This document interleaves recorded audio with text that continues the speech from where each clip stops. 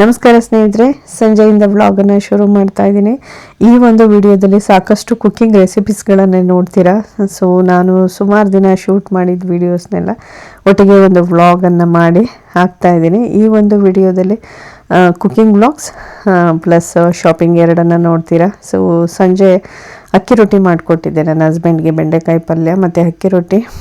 So ಅವರು cricket ನೋಡಿಕೊಂಡು ತಿಂತಾ ಉಂಟು. ಜೊತೆಗೆ ಉತ್ತರ ಕರ್ನಾಟಕ ಶೈಲಿಯ ಶೇಂಗಾ ಚಟ್ನಿಯನ್ನು ಸಹ ಮಾಡಿದ್ದೆ. ಅದು ಮೊಸರೊಟ್ಟಿಗೆ ತಿನ್ನೋದಕ್ಕೆ ಚೆನ್ನಾಗಿರುತ್ತೆ.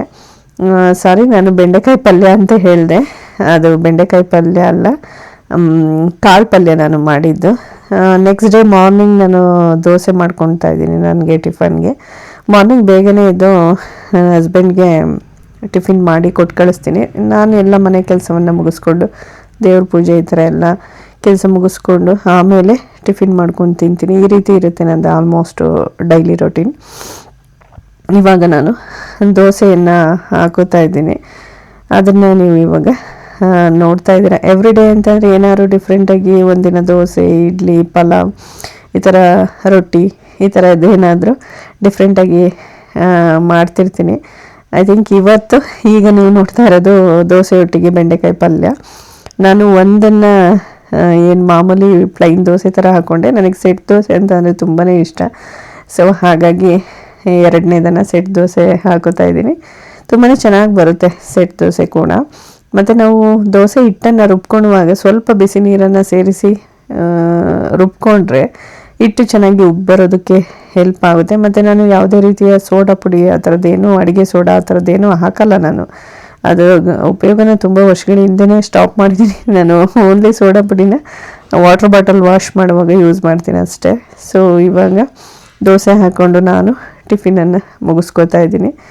ಸೊ ಟಿಫಿನೆಲ್ಲ ಆದಮೇಲೆ ನಾನು ಡೈಲಿ ಸ್ವಲ್ಪ ಹೊತ್ತು ರೆಸ್ಟ್ ಮಾಡ್ತೀನಿ. ಯಾಕಂತಂದರೆ ಮಾರ್ನಿಂಗಿಂದ ಸುಮಾರು ಒಂದು ಮನೆ ಕೆಲಸ, ಬ್ರೇಕ್ಫಾಸ್ಟ್ ಮಾಡೋದು ಇದೆಲ್ಲ ಮಾಡಿ ಮುಗಿಸೋ ಹೊತ್ತಿಗೆ 3 to 4 hours ಆಗಿರುತ್ತೆ. ಹೇರ್ ಕಟ್ ಮಾಡಿಸೋದಿತ್ತು, ಮಾಡಿಸ್ಕೊಂಬಂದೆ. ಮೇಕ್ ಓವರ್ ವಿತ್ ಭವಾನಿ ಅಂದ್ಬಿಟ್ಟು ಇನ್ಸ್ಟಾಗ್ರಾಮಲ್ಲಿ ಪೇಜ್ ಇದೆ, ಹಾಸನಲ್ಲಿ ದಾಸರ ಕೊಪ್ಪಲಲ್ಲಿದೆ ಅವ್ರದ್ದು ಶಾಪು. ಸೊ ಅಲ್ಲಿ ಹೋಗಿ ಹೇರ್ ಕಟ್ ಮಾಡಿಸ್ಕೊಂಬಂದೆ. ಪರವಾಗಿಲ್ಲ, ನೀಟಾಗಿ ಕಟ್ ಮಾಡಿದ್ದಾರೆ ಅಂತಲೇ ಹೇಳ್ಬೋದು. ಸೊ ಇದು 1-2 days ಆದಮೇಲೆ ತೆಗೆದಿರ್ತಕ್ಕಂತಹ ಕ್ಲಿಪ್ಪು. ಅಕ್ಕಿ ಮತ್ತು ಹೆಸರು ಬೇಳೆಯನ್ನು ನೆನೆಸಿಟ್ಕೊತಾ ಇದ್ದೀನಿ. ಏನು ಮಾಡೋದಕ್ಕೆ ಗೊತ್ತಾಗಿರ್ಬೋದು. ಖಾರ ಪೊಂಗಲ್ ಮಾಡೋಣ ಅಂದ್ಬಿಟ್ಟು ಮಾಡ್ತಾಯಿದ್ದೀನಿ. ಏನಾದರೂ ಡಿಫ್ರೆಂಟಾಗಿ ದಿನ ಒಂದೊಂದು ರೆಸಿಪಿ ಟ್ರೈ ಮಾಡಬೇಕಲ್ವ. ಒಂದೇ ಥರದ ಟಿಫಿನನ್ನು ಮಾಡೋದಕ್ಕೆ, ತಿನ್ನೋದಕ್ಕೆ ಇಷ್ಟ ಆಗಲ್ಲ. ಸೊ ಹಾಗಾಗಿ ನೀವು ಕಿಚನೆಲ್ಲ ನೋಡ್ಬೋದು. ನಾನು ಮಾರ್ನಿಂಗು ಕುಕ್ಕಿಂಗು ಮಾಡೋ ಹೊತ್ತಿಗೆ ಒಂದೊಂದು ದಿನ ಫುಲ್ ಮನೆ ಕ್ಲೀನಾಗಿರುತ್ತೆ. ಕೆಲವು ಸತಿ ಕುಕ್ಕಿಂಗು ಮತ್ತು ಮನೆ ಕ್ಲೀನಿಂಗ್ ಎರಡು ಒಟ್ಟೊಟ್ಟಿಗೆ ಕೆಲಸ ಮಾಡ್ಕೊಂಡು ಮಾಡ್ತಾ ಇರ್ತೀನಿ. ಇವಾಗ ಸ್ವಲ್ಪ ನೀರು ಹಾಕಿ, ಅರಿಶಿನ ಹಾಕಿ,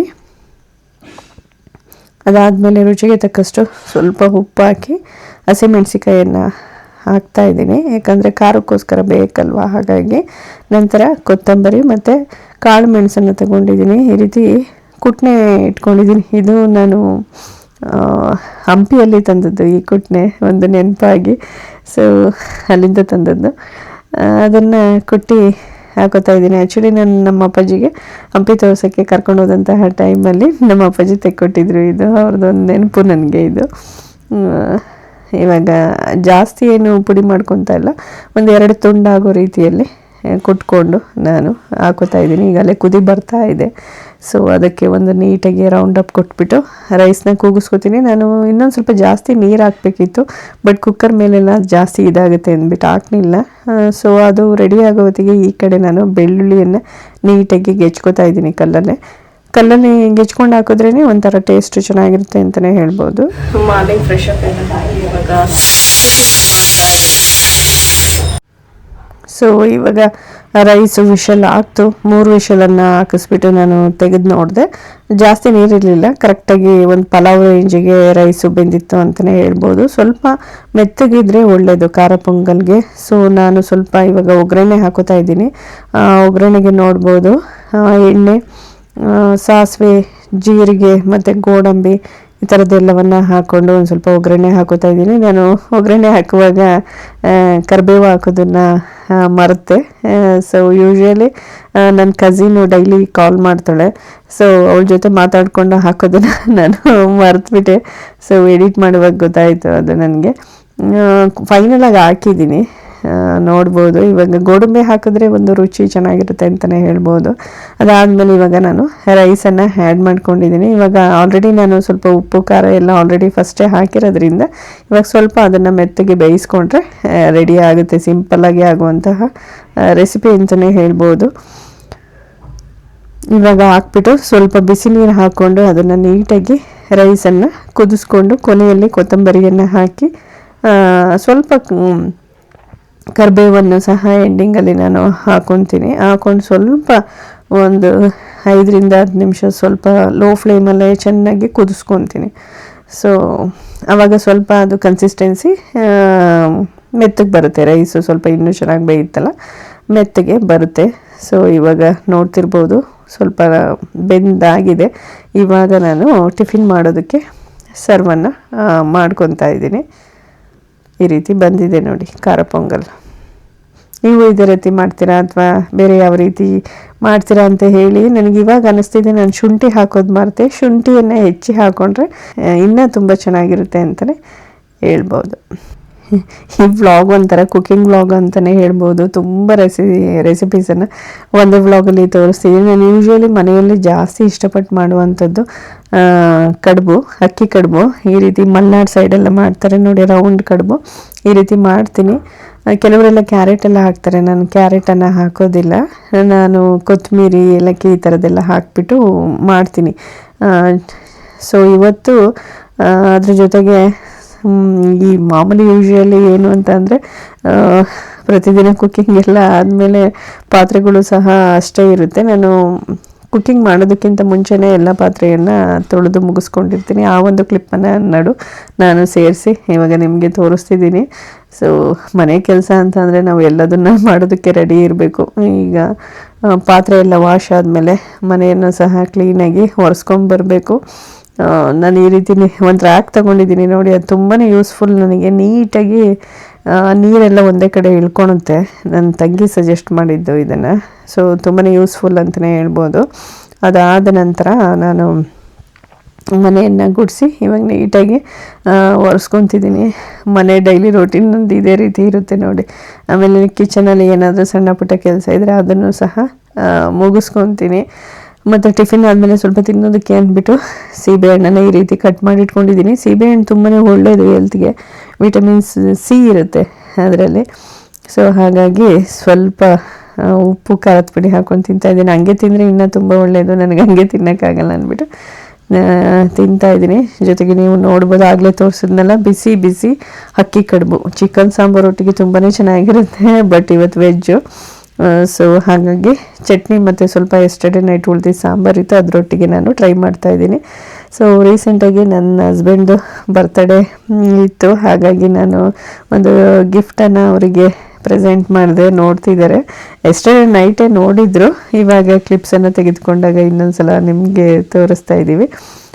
ಟೈಟಾನ್ ವಾಚ್ ವಿತ್ ಬೆಲ್ಟ್ ಇಷ್ಟ ಆಯಿತು ಅವರಿಗೆ.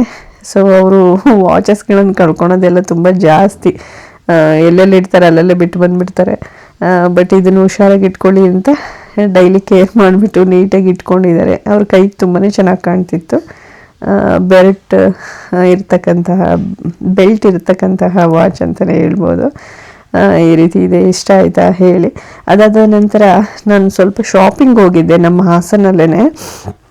ಸುಧಾ ಸ್ಟೀಲ್ಸ್ ಅಂದ್ಬಿಟ್ಟು ನಮ್ಮ ಪರಿಚಯ ಇದ್ದವ್ರ ಅಂಗಡಿನೇ ಒಂದಿದೆ, SRS ಶಾಪ್ ಇದೆ ನೋಡಿ, ಚಿನ್ನ ಬೆಳ್ಳಿ ಅಂಗಡಿ, ಆ ರೋಡಲ್ಲಿದೆ. ಸೊ ನಾನು ಸ್ಟವನ್ನು ಪರ್ಚೇಸ್ ಮಾಡೋಣ ನೋಡೋಣ ಅಂದ್ಬಿಟ್ಟು ಡಿಸೈನ್ಸ್ ನೋಡೋಕೆ ಹೋಗಿದ್ದೆ. ಸೊ ಫೈನಲಿ ಪರ್ಚೇಸ್ ಮಾಡೇ ಬಿಡೋಣ ಅಂತ ಅಂದ್ಕೊಂಡೆ. ಕೊನೆ ಕ್ಷಣದಲ್ಲಿ ಬೇಡ ಅಂದ್ಬಿಟ್ಟು ಮನಸ್ಸನ್ನು ಚೇಂಜ್ ಮಾಡಿದೆ. ಪ್ರೆಸ್ಟೀಜಲ್ಲಂತೂ ಈಗಂತೂ ಹೊಸ ಮಾಡಲ್ಸನ್ನೇ ಬಿಟ್ಟಿದ್ದಾರೆ ಅಂತಲೇ ಹೇಳ್ಬೋದು. ಡಿಸೈನ್ಸ್ ಎಲ್ಲ ತುಂಬಾ ಇಷ್ಟ ಆಯಿತು. ನೀವೇನಾದರೂ ಯಾರು ಈ ರೀತಿ ಹೊಸ ಸ್ಟವ್ನ ತೊಗೋಬೇಕು ಅಂತ ಹುಡುಕ್ತಿದ್ರೆ ನೀವು ಇಲ್ಲಿ ಡಿಸೈನ್ಸನ್ನು ನೋಡಿಕೊಂಡು ಬೇಕಾದರೆ ಪ್ಲ್ಯಾನ್ ಮಾಡ್ಕೊಬೋದು ನೀವು. ಇದೇನು ಯಾವುದೇ ರೀತಿ ಪ್ರಮೋಷನ್ ವಿಡಿಯೋ ಅಲ್ಲ. ಸೊ ನಾನು ಶಾಪಿಂಗ್ ಮಾಡೋಕ್ಕೆ ಹೋದಂಥ ಟೈಮಲ್ಲಿ ತೆಗೆದಂಥ ದೃಶ್ಯಗಳನ್ನು ತೋರಿಸಿದ್ದೀನಿ. ಅಂದ ಹಾಗೆ ನಾನು ಎಂತಕ್ಕೆ ಹೋಗಿದೆ ಶಾಪ್ ಮಾಡೋಕ್ಕೆ ಅಂತ ಅಂದರೆ, ನನಗೆ ಇಡ್ಲಿ ಪಾತ್ರೆ ಬೇಕಿತ್ತು. ಸೊ ನಾನು ಇದೇ ಬ್ರ್ಯಾಂಡ್ ತೊಗೊಂಡಿದ್ದು, ವಿನೋದ್ ಅಂದ್ಬಿಟ್ಟು. ಸೊ ಅವರು ಡಿಫ್ರೆಂಟ್ ಬೇರೆ ಬೇರೆ ಡಿಸೈನ್ಸನ್ನು ತೋರಿಸಿದ್ರು. ನನಗೆ ಇದು ತುಂಬ ಇಷ್ಟ ಆಯಿತು. ಪ್ರೆಸ್ಟೀಜಲ್ಲೂ ಇತ್ತು ಇಡ್ಲಿ ಕುಕ್ಕರ್, ಅದಕ್ಕಿಂತ ನನಗೆ ಇದು ಇಷ್ಟ ಆಯಿತು. ಜೊತೆಗೆ ನಾನು ಒಂದು ಗೃಹ ಪ್ರವೇಶಕ್ಕೆ ಮುಯಿ ಕೊಡೋಕ್ಕೆ ದೀಪನೂ ಬೇಕಿತ್ತು. ಸೊ ತೊಗೊಂಡೆ ಅದನ್ನು. ಇದು ಇನ್ನೊಂದು ಡಿಸೈನು ನೋಡಿ ತೋರಿಸಿದ್ದಾರೆ. ಇದು ಸ್ಟೀಮರ್ ಎಲ್ಲ ಇತ್ತು, ಮಲ್ಟಿಪಲ್ ಯೂಸ್ ಆಗೋದು. ಬಟ್ ನಾನು ಚಾಯ್ಸ್ ಮಾಡಿದ್ದು ವಿನೋದ್ ಬ್ರ್ಯಾಂಡ್ದು. ಅದು ಏನು ಇಡ್ಲಿ ಬೇಯಿಸ್ತೀವಲ್ಲ, ಆ ಪಾತ್ರೆ ತಳ ತುಂಬಾ ಗಟ್ಟಿ ಇದೆ ಅದು ಪಾತ್ರೆ. ಸೊ ಹಾಗಾಗಿ ನಾನು ಅದನ್ನು ಚಾಯ್ಸ್ ಮಾಡಿಕೊಂಡೆ. ಶಾಪಿಂಗ್ ಎಲ್ಲ ಮುಗಿಸ್ಕೊಂಡು ಬರೋ ಅಷ್ಟೊತ್ತಿಗೆ ಲೇಟ್ ಆಗಿತ್ತು. ಹಾಗಾಗಿ ಬಿರಿಯಾನಿ ನಮ್ಮ ಮನೆ ಹತ್ರ ಒಂದು ಶಾಪಲ್ಲಿ ತುಂಬಾ ಚೆನ್ನಾಗಿ ಮಾಡ್ತಾರೆ. ಸೊ ಚಿಕನ್ ಬಿರಿಯಾನಿ ತೊಗೊಂಬಂದಿದ್ದೆ, ಅದನ್ನು ತಿಂತಾಯಿದ್ದೀನಿ. ಇವಾಗ ಅದನ್ನು ತೋರಿಸ್ತಾ ಇದ್ದೀನಿ ನಿಮಗೆ. ಇದು ನೆಕ್ಸ್ಟು ಮಾರ್ನಿಂಗು ನಾನು ಇಡ್ಲಿಗೆ ಸಾಂಬಾರು ಮಾಡ್ತಾಯಿದ್ದೀನಿ, ನುಗ್ಗೆಕಾಯಿ ಸಾಂಬಾರು, ಅದನ್ನು ತೋರಿಸ್ತಾ ಇದ್ದೀನಿ. ನಾನು ತೊಗೊಂಬಂದಲ್ಲ ಇಡ್ಲಿ ಪಾತ್ರೆ, ಅದು ಯಾವ ರೀತಿ ಇದೆ ಅಂದ್ಬಿಟ್ಟು ನಿಮ್ಗೆ ಇವಾಗ ತೋರಿಸ್ತಾ ಇದ್ದೀನಿ. ಹಾಗೆ ಆ ಇಡ್ಲಿ ಅಟ್ಟುಗಳು ಏನು ಬರುತ್ತೆ ಇಡ್ಲಿ ಬೇಯಕ್ಕಿಡೋದಕ್ಕೆ, ಅದು ಪುಟ್ಟದಾಗಿದೆ, ಬಟ್ ಚೆನ್ನಾಗಿದೆ. ಅದು ಕ್ವಾಲಿಟಿ ಗಟ್ಟಿಯಾಗಿ ತುಂಬ ಚೆನ್ನಾಗಿದೆ ಅಂತಲೇ ಹೇಳ್ಬೋದು. ಈ ರೀತಿ ಇದೆ. ಈಗ ಇಡ್ಲಿಯನ್ನು ಮಾಡೋದಕ್ಕೆ ಈ ರೀತಿ ಹಾಕಿ ಇಟ್ಟುಂಟು. ವಿಷಲ್ ಹಾಕುತ್ತೆ ಮತ್ತು ಇದು ಇಡ್ಲಿ ಪಾತ್ರೆ. ನನಗೆ ವಿಷಲೆಲ್ಲ ಹಾಕೋದು ಅಷ್ಟು ಇಷ್ಟ ಇಲ್ಲ. ನಾನು ಇಡ್ಲಿ ಮಾಡುವಾಗ ಸ್ವಲ್ಪ ಅದು ವಿಷಲೆಲ್ಲ ಜಾಸ್ತಿ ಬರದೇ ಇರೋ ಹಾಗೆ ಲೈಟಾಗಿ ಹಂಗೆ ಹಾಕಿರ್ತೀನಿ. ವಿಷಲ್ ಹಾಕುವಂಥ ಸಿಸ್ಟಮು ಸಹ ಇದೆ. ತುಂಬಾ ಚೆನ್ನಾಗಿದೆ. ನೀವು ಸ್ಟೀಮ್ ಮಾಡ್ಕೊಬೋದು, ಕಡುಬು ಬೇಯಿಸೋಕ್ಕೂ ಯೂಸ್ ಮಾಡ್ಕೊಬೋದು, ಪ್ಲಸ್ ಇಡ್ಲಿಗೆ ಅಥವಾ ಪ್ಯಾನಲ್ಲಿ ಅಡುಗೆಯನ್ನು ಮಾಡೋದಕ್ಕೆ, ಸಾಂಬಾರು ಮಾಡ್ಸೋಕ್ಕೂ ಸಹ ಪಾತ್ರೆಯನ್ನು ಬಳಸ್ಕೋಬೋದು. ಇದಾಗಿತ್ತು ಇವತ್ತಿನ ವಿಡಿಯೋ. ಈ ವಿಡಿಯೋ ಇಷ್ಟ ಆದರೆ ಲೈಕ್, ಶೇರ್, ಸಬ್ಸ್ಕ್ರೈಬ್ ಮಾಡೋದನ್ನು ಮರಿಬೇಡಿ. Thank you.